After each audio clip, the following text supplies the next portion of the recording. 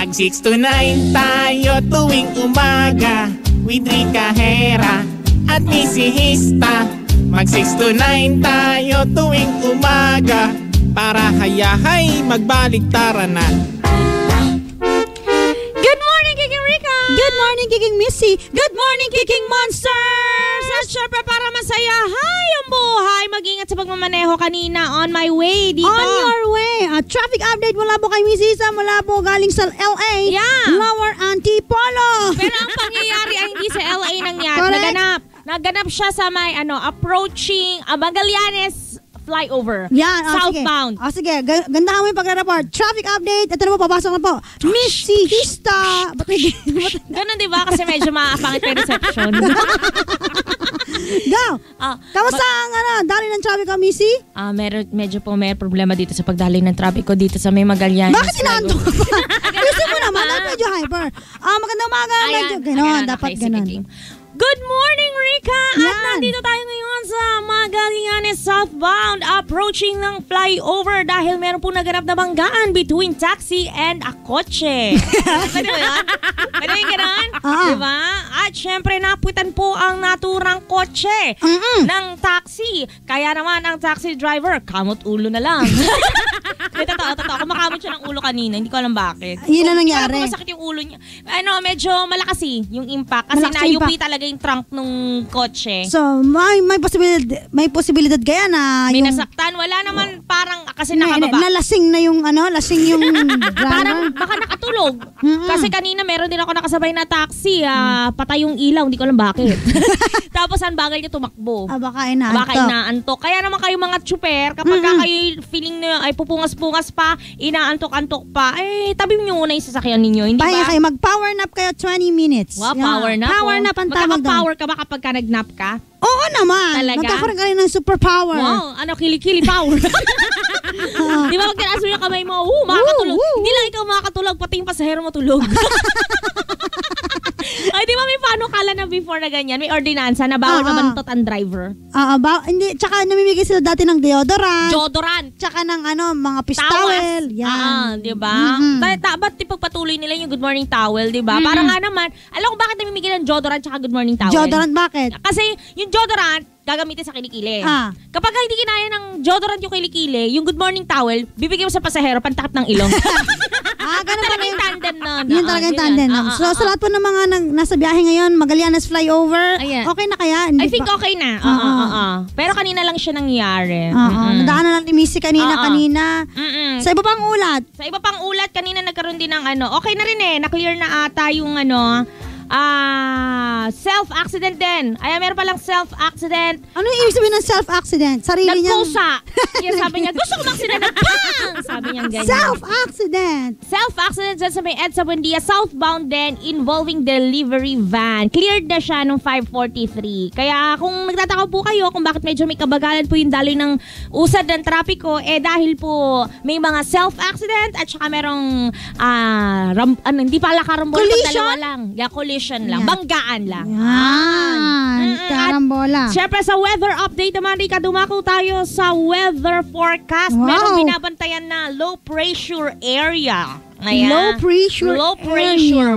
But yung bagyo low pressure, hindi ba dapat high pressure? Di ba kasi naata pressure tayo. Ba't pagka yung bagyo may low pressure, ang high pressure, yung dugo natin. Kinakabahan tayo. Oo, kasi mamaya, pag ulan pa lang, alam mo, babahan na dito sa may Manila, di ba? Tama. Manila. I kept coming back to Manila. Bakit ganun yung makanta natin? Laguna, nang ikaw ay marating. Eto naman yun? Meron naman tumagilid na isang closed van na nagdulot po ng matinding traffic sa EDSA Buendia. Yan nga yung sinasabi ko inuulit mo Closed van? Oo nga, delivery van, closed van, yun din yun. Ako nilaloko EDSA Buendia. Yes. Saan ito banda? Doon sa tunnel, yung pinagdadaanan ko sa'yo. Tama. Diba? Alam mo na. Laki ng van Gano'ng kalaki? Ayun tingnan mo. Big van? Ganun talaga. Kaya nga dapat kung mas malaki yung hindi na minamaneho ninyo, mas malaki rin yung pag-iingat na gagawin ninyo sa pagmamaneho. Di ba? Mas maraming pasahero, mas maraming buhay na dapat ingatan. Correct. Diba? Lalo na po sa mga nagmamaneho po ng bus, kayo po may pinakamaraming Except for the MRT, LRT, syempre. Oo, wag na po na ibilang yun doon. Pero minsan nagkaka-aksidente pa rin. Oo. Di ba naalala mo yung Hindi naman lumagpas yung intindihin MRT? naman natin kasi yung MRT. Kaya niya iniligpas yun para konti na lang yung lalakarin ng pasahero. Papuntang MOA. Sayang Dapat kung meron pang release na may papuntang MOA, baka diniretso na ng MOA yun. Diba? Kaya nga sabi ko sa inyo, Taft Station. Umusod pa ng konti ng Taft Station. Akala ko sasabihin niya Ano? MOA Station. Papunta na ang tren na to ng MOA Station. Malayo pa yun. Ilang kilometro pa. Kaya nga pero papunta na yun dun diba? Ay, naku, hayaan na po natin. Diba, mag-pray lang po tayo na sana wag po tayong ma-involve sa kahit anong mga vehicular accident. Yan. At syempre, ngayong umaga, kasama niyo pa rin po ang mga babaeng mahilig magbaliktaran mula 6 to 9. Ako po si Rica Hera. Ako po si Missy Hista. Miss Rica Missy. We are the best of friends. Ayaw na. Uwi na. Ayoko na. Uwi na. Yes. Wala, Missy, umatras. Ala ka pala. Akala ko, abante ka na. Atras ka pala Akala ko, kakadyutan mo na Wala Panis sayang ka pala. Panis. Inaantabayanan pa naman po ng sambayan ng Pilipino ang debate na magaganap kaya Supposedly. Senator Trillanes versus Trillanes and B9. Vice President Vinoy. V9. Kaso nga lang, hindi na po matutuloy. Sayang, ang mediator pa naman sana ay KBP. Parang i-invite pa naman sana kami ni Rica doon kasi alam niyo naman si Miss tsaka si Rica pang AM na pang FM pa. Manonood lang doon. Manonood ba? Kala ko naman tayo mag-mediator. Parang merong apat na question na magko-focus sila. Uy, apat? Ano yung mga questions supposedly na yon? Sige nga, isiwalat mo nga ng slides sa amin, i-share mo para may sharing naman tayo. Dapat ito yung mga question dun sa debate. Una, is the Senate Blue Ribbon Subcommittee hearing on B9 justifiable? Pangalawa, are PDAF and DAP legal? Pangatlo, unconstitutional yan. Sinabi na, sagutan ng Korte Suprema yan. Pangatlo, does B9 own the Batangas Farm? Sus naman, ang daling kunin yan sa Sa Rosario yan. Deeds. Sunod, is the Makati City Hall building 2 overpriced? Yun yung apat na... Sus, napakadali naman gawin niya. Mag-costing ka lang, di ba? Kay actual cost. Ikaw na, versus kasi sa ikaw na makipag-debate. Napakadali lang ng mga ninyo, arguments ninyo. Parang lang, low-brainer. Ha?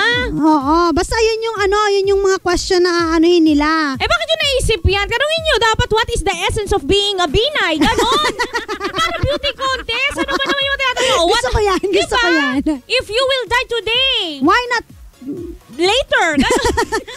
Why not? As of this moment. Diba? Why not? Now. Ganon questionan. If you were a strawberry. Yan. Are you a straw or a berry? Ganon. Dapat ganon. No-brainer ng questions. If you are a chocolate. Dark chocolate or... Why?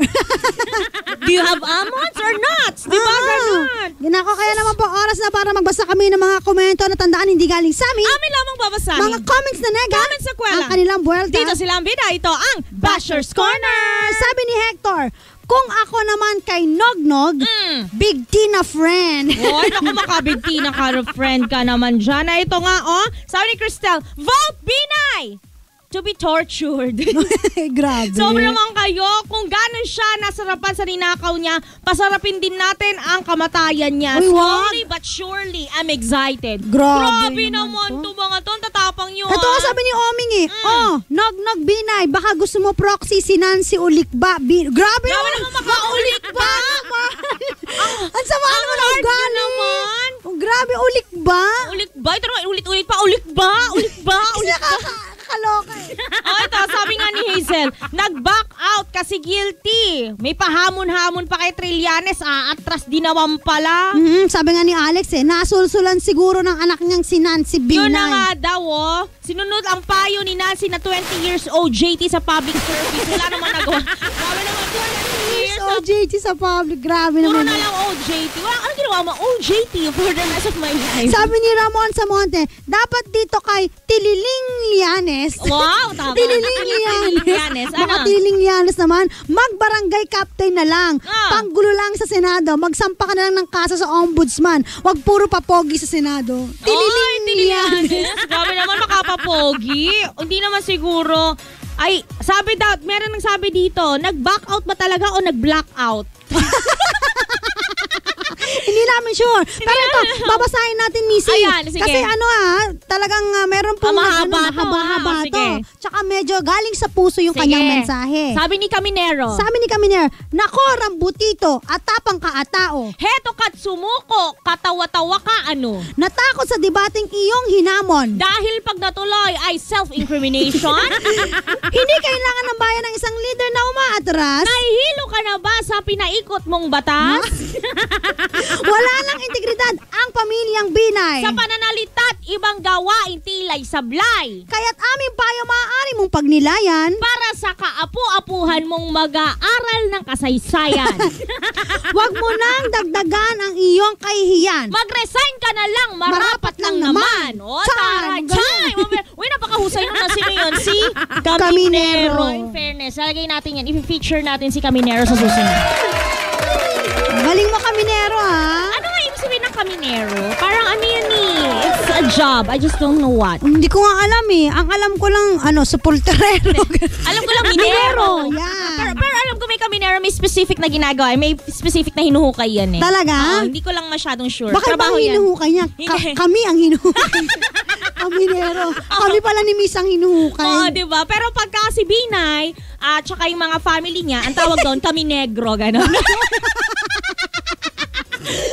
Ay, ang sama mo. Ay, bakit ano masama doon? Ang masama, Rika, kapag ka naglaba ka, tapos Tapos may maitim. Tapos may maitim, di ba? Ibig sabihin, hindi mo ginamitan yan ng Pride Barreto with Staying Away Pag formula. medyo may stain na po yan, nakita mo nang itim-itim. Correct. Napukulay ulikba na Tama. po. Ayan.